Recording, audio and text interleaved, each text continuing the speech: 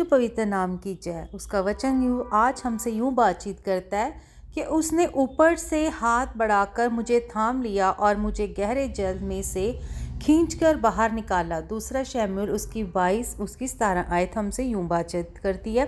परमेश्वर का जो वचन है ना, वो हमारे लिए एक ज़िंदा जलाली बाप के रूप में हमें मिलता है। जैसे कि परमेश्वर ज़िंदा है, वैसे उसका वचन भी ज़िंदा है। परमेश्वर वचन है और वचन ही परमेश्वर है। ये चीज़ें हमें समझनी चाहिए। जब जब आप घबराते हो, इस दुनिया में आपको बहुत सारी ऐसी ऑब्स्टेकल्स मिलेंगी, इतनी कठिनाइयाँ, हर एक विपत्ति आपको मिलती जाएगी, आए दिन आपको फेस करनी पड़ेगी। लेकिन जब जब आपने परमेश्वर के वचन को ग्रहण किया, मतलब आपने परमेश्वर को ग्रहण किया कि वो हमें ऊपर से हाथ बढ़ा के थाम लेता है।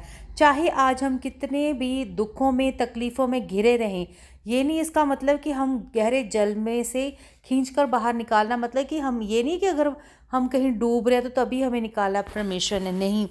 इसका मतलब ये है कि जब भी हम कहीं विपत्तियों में, क्योंकि दुनियावी चीज़ें हैं, ये संसारिक चीज़ें हैं, हम इनके अंदर फंसे रहते हैं हमेशा। ये तो इंसान है, हम खून और मांस की पैदाइश है हमारी, ये चीज़ों में हम घिरे रहेंगे, लेकिन वो हमेशा उसका हाथ हमारे ऊपर होता है। आप किसी भी मुसीबत में हो, आज कैसे भी हालातों में हो, उसकी तरफ हाथ उठाएं, उसको अपने करीब महसूस करें। वो देखो कैसे नहीं आपकी तरफ अपने हाथ बढ़ाएगा। उसने हमें नहीं छोड़ा, ना उसने हमें कभी त्यागा है।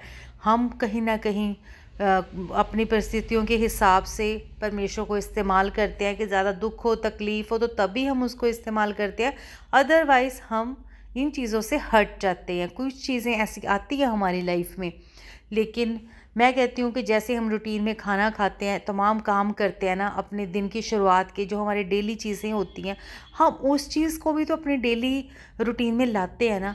तो क्यों ना वो परमेश्वर के ज़िंदा वचन को ग्रहण करें, क्योंकि अगर हमने वचन को ग्रहण किया तो मतलब परमेश्वर को अपनी ज़िंदगी में ग्रहण किया।